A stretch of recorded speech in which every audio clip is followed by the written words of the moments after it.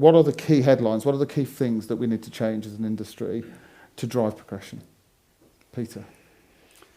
Well, it's been much talked about, but one of the things I think is transparency, in the sense that there need to be the forums where we get together and very openly talk about the challenges, because the problems are so universal and so complex that joint solutions and collaboration are really critical.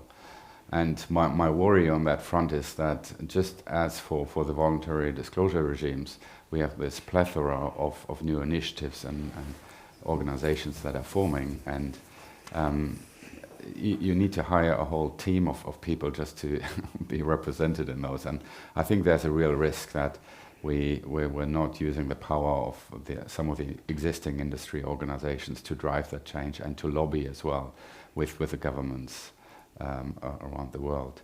I think that is one big point, and then the other one has been mentioned before, but I think the whole upskilling that's required, and the investment that means in terms of people skills, but also data, in my perception, is still being quite grossly underestimated. Okay, thank you. Eimear.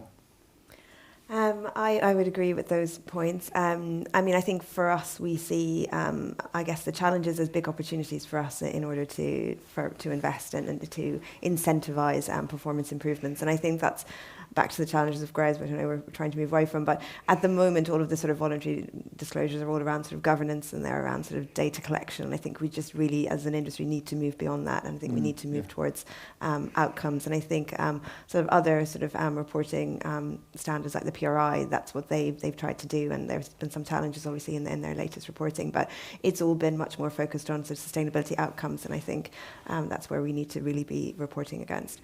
I had a statistic, and I'm not sure whether it's changed, but about 3% of GRESB scoring is actually related to performance improvement. So I think, we have lots of funds where the whole purpose of the funds is to improve the sustainability of the building, but we don't get any credit in GRESB for that. So it is challenging.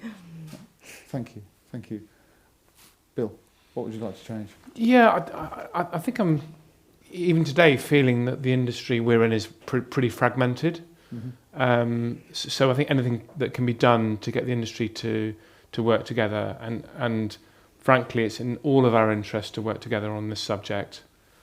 I'd echo some of the things that have been said about standardisation, avoiding proliferation, but frankly, working together to get to where we need to get to quicker rather than the long way around. And so events like this are important, the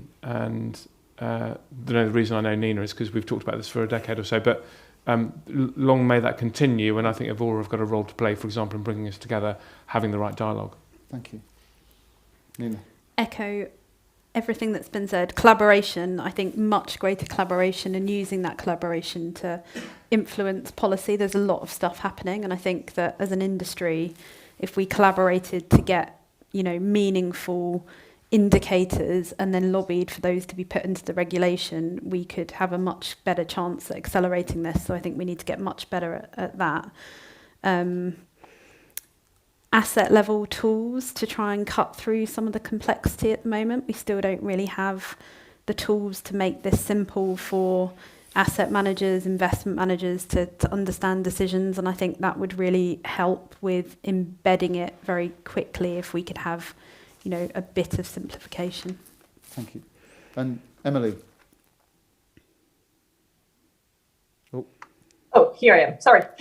So I'm going to, data transparency, absolutely critical, rigor and standardization to enable comparability. So this drives the kind of work that we do, right? Where we're going to try to help the market get there or provide the comparability where we can. Collaboration, of course, I'm going to throw one more in there, and that's accountability. What happens if companies don't deliver on their commitments? Is there a financial penalty? Is there a higher cost of capital? Is there a decrease in their credit ratings? We're not necessarily seeing that yet at scale systematically. I think it's just here and there a little bit, and that's going to be key to make sure that all of this gets us to having actual impacts and outcomes. Okay, fantastic. Thank you very much.